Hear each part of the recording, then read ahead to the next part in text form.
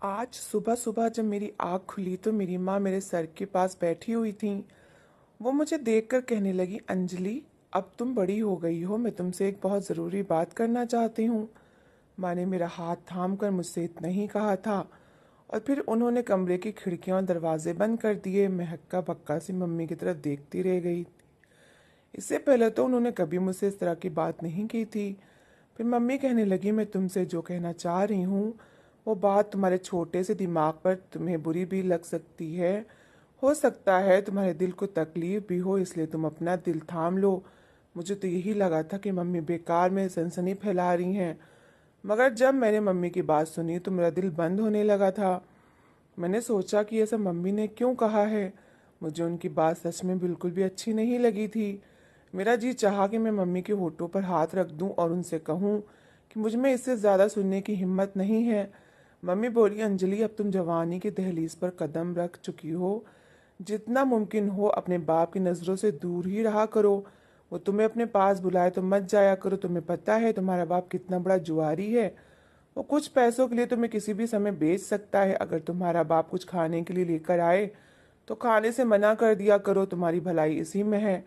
मैं बोली, mummy please मेरे सामने ऐसी बातें मत करे। और बहुत सी जवान लड़कियों को देखा है जो अपने बाप के साथ बहुत ज़्यादा फ्री होती हैं और फिर मेरे पापा तो मुझ पर जान छिड़कते हैं। मम्मी बोली, हाँ हाँ, सब कुछ देख रही हूँ, वो तुझ पर जान छिड़कते हैं, तभी तो कह रही हूँ कि उससे दूर रहो, इसी में सबकी भलाई है। मैं गुस्से से बोली, मुझे नहीं चाहिए ऐसी भलाई, मुझे अपने पापा से दूर नहीं रहना। मुझे मम्मी की बात बिल्कुल अच्छी नहीं लगी थी। गुस्से से पैर पटकती हुई मैं कमरे का दरवाज़ा खोलकर बाहर निकल आई। बाहर मेरा 6 साल का छोटा भाई अनुज दरवाजे के से कान लगाए खड़ा था। वो बोला, मुझे पहले ही पता था कि मम्मी सिर्फ आपसे प्यार करती हैं, मुझे तो कोई प्यार ही नहीं करता। मम्मी आपको मुझसे चोरी छुपे कुछ खाने के लिए दे रही थी। अपने भाई की बात सुनकर मैं हंस दी। मैंने कहा, ये तुम कैसी बातें करते हो, हम सब तो तुमसे इतना प्यार करते हैं, तुम्हें और कितना प्यार चाहिए। वो कहने लगा, तो फिर मुझे भी बताइए, मम्मी आपसे कमरा बंद करके क्या बात कर रही थी। मैं बोली, मम्मी कुछ ज़रूरी बातें कर रही थी। भाई ने सिर हिला दिया और फिर आंगन में खेलने लगा। अभी थोड़ी ही देर गुजरी थी कि पापा भी घर आ गए। उन्होंने हाथ में जलेबियां पकड़ी हुई थीं। घर आते तो वो मुझे पुकारने लगे, देखो मैं तुम्हारे लिए क्या लेकर आया हूँ। मैं पापा की तरफ दौड़ी थी और उनके पास जाकर बैठ गई थी। वो मुझे और अनुज को अपने हाथों से जलेबी खिलाने लगे। मम्मी मुझसे बोली, यहाँ आओ, मेरी बात सुनो। मैंने उनकी बात अनसुनी कर दी, कोई ध्यान ही नहीं दिया और पापा के पास बैठी बातें करती रही और जलेबियां खाती रही। फिर पापा नहाने चले गए तो फिर मम्मी मेरा हाथ पकड़कर मुझे कमरे में ले गई और मेरे मुंह पर एक जोरदार थप्पड़ मार दिया। कहने लगी, तुम्हें मेरी बात का असर नहीं होता क्या? मैंने तुमसे कहा था कि अपने पापा के पास मत बैठा करो, लेकिन तुम तो आते ही उनके पास जाकर बैठ गई, यानी माँ की बात का कोई असर ही नहीं है। मैं बोली, मम्मी मैं पापा से प्यार करती हूँ, वो मेरे पापा हैं और मैं उनकी बेटी हूँ। अगर मैं उनके पास नहीं बैठूंगी तो फिर किसके पास बैठूंगी? मम्मी ने मुझे गले लगा लिया और रोते हुए बोली, अंजलि, सारा कसूर मेरा ही है जो मैंने तुझसे सच्चाई छुपा कर रखी हुई थी। मुझे चाहिए था कि मैं सब कुछ तुम्हें पहले ही बता देती। मैं बोली, मम्मी अब ऐसी भी क्या बात है? तभी पापा की आवाज़ आई थी, बुलाने लगे, अंजलि और अनुज कहाँ हो तुम दोनों? मैंने मम्मी की तरफ देखा तो मम्मी कहने लगी, हर पति अपनी पत्नी को आवाज़ देता है, फिर तुम्हारे पापा सिर्फ तुम्हें और अनुज को ही क्यों पुकारते हैं? मैंने कंधे उचका दिए। तब मम्मी कहने लगी, अभी तुम नासमझ नादान हो, यही लगता है कि सब लोग तुम्हारी तरह हैं, मगर ऐसा नहीं है। अब मैं मम्मी कुछ और कहती कि तभी पापा कमरे में दाखिल हो गए और बोले, क्या बात है, तुम दोनों माँ बेटी क्यों परेशान बैठी हो? आखिर सब ठीक तो है ना? मम्मी घबरा गई और बोली, बस अंजलि के सर में दर्द था इसलिए वो कमरे में बैठी थी। पापा बोले, अंजलि बेटा सब ठीक तो है, चलो मैं तुम्हें डॉक्टर के पास लेकर चलता हूँ। पापा बहुत ही परेशान होकर मेरी तरफ बढ़े थे और मेरा हाथ पकड़ लिया। मम्मी ने जल्दी से मेरा हाथ पकड़ा और मुझे अपने साथ कमरे से बाहर ले गई और बोली, नहीं नहीं, बस ये ठीक हो जाएगी। मैं मम्मी के व्यवहार पर हैरान हो रही थी। मम्मी ने आज से पहले तो कभी ऐसा कुछ नहीं कहा था। खाना लगा तो सब मिलकर खाना खाने लगे। मम्मी बर्तन उठाने लगी तो फिर पापा ने इशारे से मुझे अपने पास बुलाया था। उन्होंने मेरे सर पर हाथ रखा और कहने लगे, अब कैसी तबीयत है, सर में दर्द तो नहीं हो रहा? तो मैंने नामे सिर हिला दिया। पापा कहने लगे, अंजलि, अपनी माँ की बातों की वजह से परेशान मत होना, वो ज़रा उल्टे दिमाग की है, कभी भी कुछ भी बोल देती है। मैंने सिर हिला दिया और पापा के पास से उठ गई थी। मुझे मम्मी का डर था कि अगर उन्होंने मुझे फिर से पापा के साथ देख लिया तो फिर से गुस्सा करेंगी। मगर ये बात भी सच थी कि मेरे पापा जुआरी थे, लेकिन वो अपना घर अच्छे से चला रहे थे। ऑफिस भी रोजाना जाया करते थे। जब रात हुई तो मम्मी और पापा के कमरे से लड़ाई की आवाजें आने लगीं। अनु सहम गया था। वो बोला, दीदी ये क्या हो रहा है, मुझे बहुत डर लग रहा है। मैंने उसे दिलासा दिया और बोली, कुछ नहीं, सब ठीक हो जाएगा। मम्मी और पापा के कमरे से लड़ने की आवाज़ आना कोई नई बात नहीं थी। हैरत की बात तो ये थी कि आज उन दोनों की लड़ाई में बार बार मेरा नाम आ रहा था और मैं अपना नाम सुनकर घबरा गई थी। सारी रात आंखों में ही कटी थी। सुबह पापा नाश्ता किए बगैर ही घर से निकल गए थे। मैं मम्मी के पास बैठ गई और बोली, मम्मी रात भर आप और पापा क्यों लड़ रहे थे? तब मम्मी फूट फूट कर रोने लगी थी। मुझे उनके रोने से बहुत दुख हो रहा था। वो कहने लगी, अंजलि मैं आज तुम्हें ऐसा सच बताने वाली हूँ जिसे सुनकर शायद तुम कभी मुझे माफ़ ना कर सको, मगर तुम मेरी बात सुन लो। मैंने ये सब जानबूझकर नहीं किया था। उस समय तुम्हारी माँ बहुत ही मजबूर थी ज़माने के हाथों। मेरे पास दुनिया में कोई और सहारा नहीं था, इसलिए मुझे ये सब करना पड़ा। मैं मम्मी की बात सुनकर बहुत ज़्यादा डर गई थी। पता नहीं मम्मी क्या कहने वाली थी। फिर मैं मम्मी से बोली, मुझे बताइए आखिर बात क्या है? मम्मी कहने लगी, अंजलि तुम 2 साल की थी जब तुम्हारे पापा का एक्सीडेंट हो गया था। मैं तुम्हारे पापा से बहुत प्यार करती थी। मैंने जब से ये खबर सुनी तो रोने पीटने लगी, मगर मेरी सास ने आकर मुझे कोसना शुरू कर दिया था। वो बोली कि तुम मनहूस हो, तुम्हारे कदम मनहूस हैं, तुम्हारी वजह से ही मेरे बेटे के साथ ये हादसा हुआ है। मेरी एक बात कान खोलकर सुन लो, अगर मेरे बेटे को कुछ हो गया तो मैं तुम्हें जिंदा नहीं छोड़ूंगी। वो कहने लगी, ये था मेरा पहला पति और तुम्हारे सगे पापा। इस तस्वीर में मम्मी दुल्हन बनी बैठी थी और बहुत ही खुश लग रही थी। साथ बैठा इंसान भी बहुत ही खूबसूरत था, कोई इंसान जो मेरा बाप था, मगर मुझे तो उसके बारे में कुछ पता ही नहीं था। मैंने वो तस्वीर सीने से लगा ली थी। मम्मी बताने लगी, जब तुम्हारे पापा की लाश घर आई तो तुम्हारी दादी ने हम दोनों को घर से निकाल दिया। मैं रोती रही, उनके आगे गिड़गिड़ाती रही और बोली कि मुझे मेरे पति को आखिरी बार देख लेने दो, मगर उस औरत ने मेरी एक ना सुनी। मैं तुम्हें अपने साथ अपनी माँ के घर ले गई थी, मगर मेरी माँ बहुत ही गरीब थी, मेरे भाई कोई काम नहीं करते थे, मेरा बाप तो बहुत पहले ही गुजर चुका था। मेरे घर वालों ने हम दोनों को हाथों हाथ लिया, मगर हालात इस कदर ख़राब थे कि तुम हर समय बीमार रहने लगी थी। मुझे तुम्हारी खातिर कुछ ना कुछ तो करना ही था। एक दिन मेरी मम्मी कहने लगी कि बेटी तुम दूसरी शादी कर लो, इसी में तुम्हारी और बच्ची की भलाई है। उस समय मुझे मम्मी की बात बहुत ठीक लगी। मैंने हामी भर ली और कहा, ठीक है मम्मी, आप मेरे लिए रिश्ता तलाश करें, मैं शादी करने को तैयार हूँ। मम्मी ने मेरे लिए रिश्ता ढूंढना शुरू कर दिया और फिर उन्होंने विकास का रिश्ता मेरे लिए ढूंढा। मैंने भी हाँ कर दी। वो मुझसे शादी करने के लिए तैयार था। मैंने उसके सामने हाथ जोड़कर बस इतनी विनती की थी कि मेरी बेटी को भी स्वीकार कर लेना। वो बोला, ठीक है, मैं तुम्हारी बेटी को अपने सीने से लगा कर रखूंगा। मैं बोली, और तुमने ऐसा कर दिया तो मैं पूरी जिंदगी तुम्हारी गुलाम बनकर रहूंगी, जो तुम कहोगे मैं वैसा ही करूंगी। वो खुश हो गया और उसने मेरे साथ शादी कर ली, मुझे अपने घर ले आया था। उसने मेरी बात मानी और तुम्हें अपनी बेटी की तरह चाहने लगा। घर में खाने पीने की कोई कमी नहीं थी। मैं अब भी अपने पहले पति को याद करके आंखें भिगोती रहती थी, मगर इस बात पर भी खुश थी कि तुम सुरक्षित हाथों में हो और तुम्हें किसी चीज़ की कोई कमी नहीं है। एक दिन मेरी माँ मुझसे मिलने आई तो विकास ने बहुत हंगामा किया, आज तो तुम्हारी माँ मेरे घर आ गई है, अब अगर दोबारा मैंने उसे यहाँ देखा तो तुम्हें तलाक दे दूंगा। मैं तो विकास की बात सुनकर हक्का बक्का रह गई। मैं बोली, क्यों? आप मेरी माँ के बारे में ऐसे शब्द क्यों इस्तेमाल कर रहे हैं? तब वो कहने लगा, इस मोहल्ले में मेरी इज्जत बनी हुई है, अगर लोगों को पता चल गया कि मैंने इतनी गरीब घर की लड़की से शादी की है तो लोग मुझ पर तंज कसेंगे। मुझे विकास से इस तरह के व्यवहार की उम्मीद नहीं थी। मगर मैंने अपने दिल पर पत्थर रख लिया और सोचा कि अगर बेटी यहाँ अच्छे से रह रही है तो मुझे अपनी माँ से नहीं मिलना चाहिए। मैंने विकास की बात मान ली और अपने घर वालों से हर तरह से रिश्ता ख़त्म कर दिया।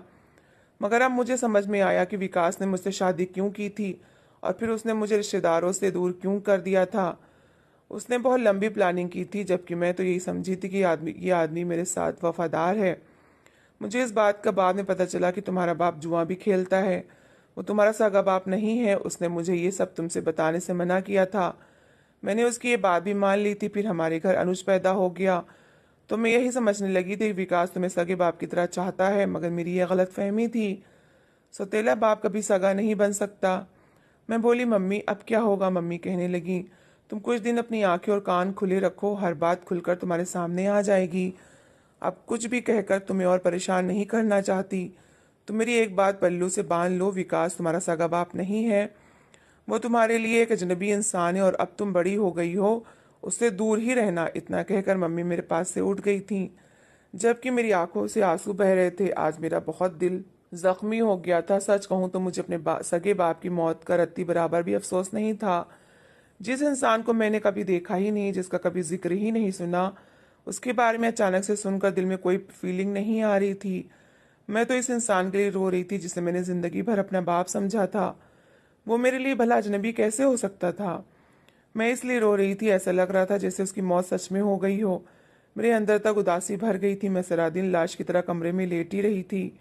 शाम के समय पापा काम से वापस आए। वो मुझे और अनुज को पुकार रहे थे, मगर मैं उठना नहीं चाहती थी। तभी पापा मेरे कमरे में आ गए। मेरी मम्मी ने सारा दिन कमरे में झाँक कर नहीं देखा था। पापा के आते ही वो भी वहीं पर आ गई थी। पापा कहने लगे, मेरी गुड़िया इस तरह क्यों लेटी हुई है? मम्मी कहने लगी, उसकी तबीयत खराब है, बस इसलिए लेट गई थी। पापा तड़प उठे, कहने लगे, चलो उठो, मैं तुम्हें डॉक्टर के पास लेकर चलता हूँ। और माँ ने कहा, नहीं, ये नहीं जाएगी। पापा मम्मी को घूरने लगे। तभी मैं बीच में बोल पड़ी कि नहीं पापा, मुझे कहीं भी नहीं जाना। पापा मुझे देखते रहे और फिर मम्मी पापा से कहने लगी कि मुझे अपनी माँ से मिलना है। पापा एकदम से दहाड़ पड़े थे। कहने लगे, तुम वो बात भूल गई हो क्या जो मैंने शादी के शुरू के दिनों में तुमसे की थी? मैंने तुमसे कहा था ना कि तुम अपनी मायके वालों से कोई संबंध नहीं रखोगी। मम्मी रोने लगी और बोली, विकास, मुझ पर इतने जुल्म मत करो। पापा बोले, जो कुछ मर्जी कह लो, मेरी तरफ से कल भी इनकार था और आज भी इनकार है। इतना कहकर पापा बाहर चले गए, जबकि मम्मी मेरे पास आ गई और बोली, देखा तुमने अपने बाप का घमंड। तब मुझे एहसास हुआ कि जिस इंसान को मैं फरिश्ता समझ रही हूँ, वो असल में अच्छा इंसान नहीं है। उसने मेरी माँ से उनके सगे रिश्ते तक छीन लिए थे। आज रात मेरे पापा और मम्मी की बहुत लड़ाई हुई थी। मैंने सुबह उठकर वजह पूछी तो मम्मी ने सब कुछ सच सच बता दिया था।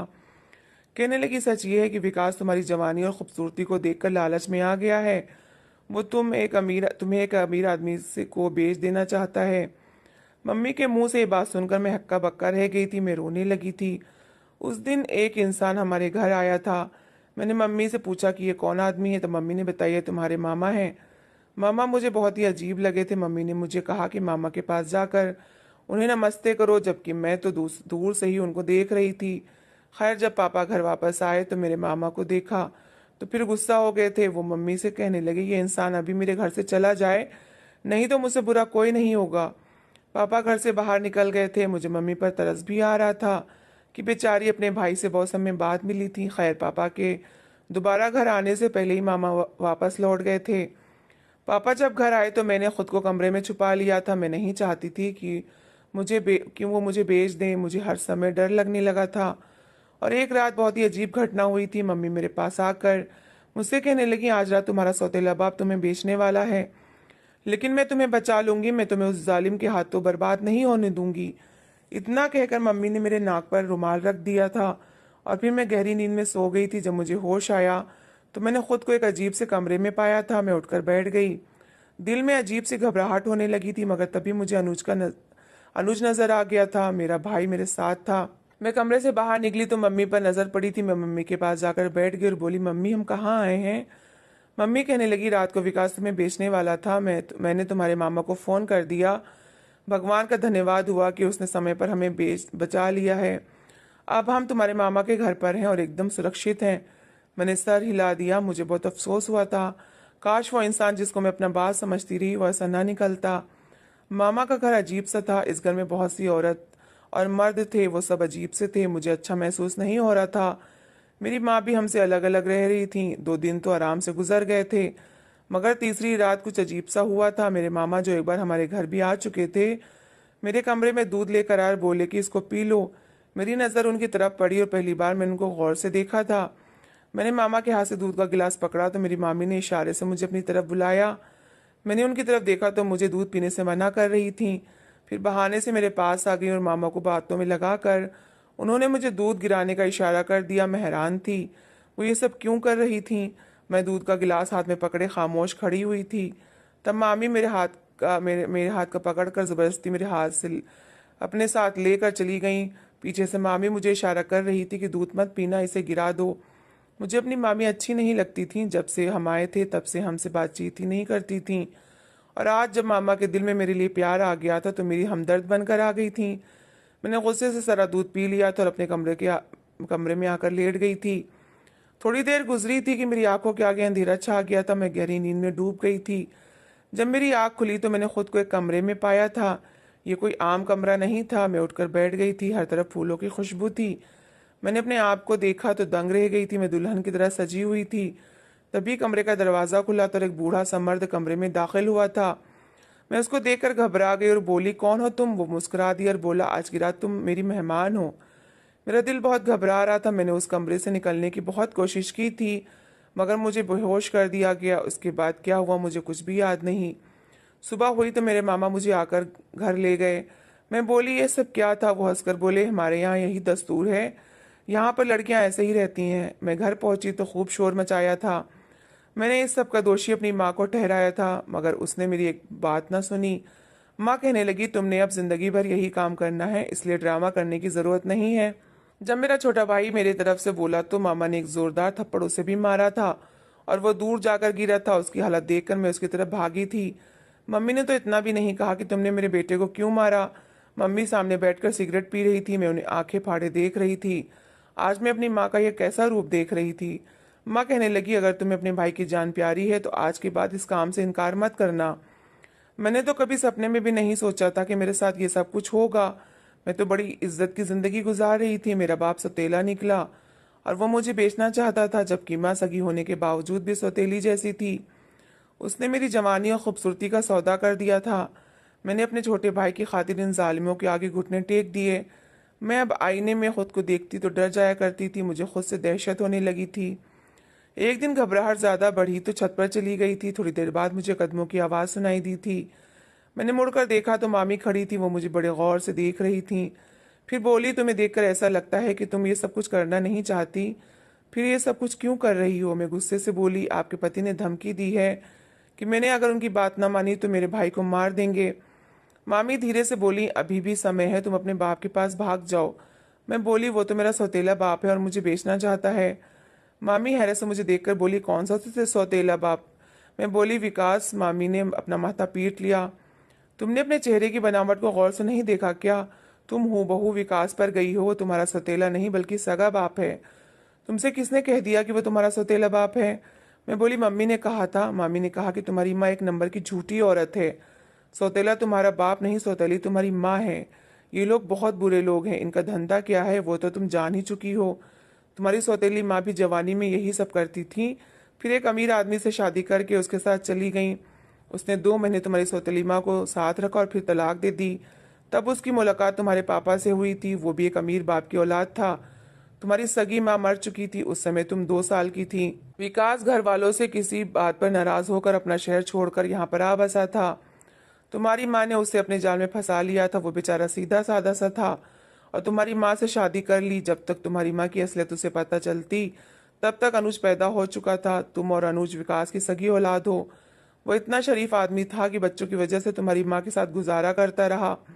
ऐसे समय गुजरता गया और वो बेचारा शराफत का मारा तुम्हारी माँ को छोड़ भी नहीं पाया कि बच्चों पर बुरा असर पड़ेगा। वैसे तुम्हारी माँ की अकल की दाद देनी पड़ेगी।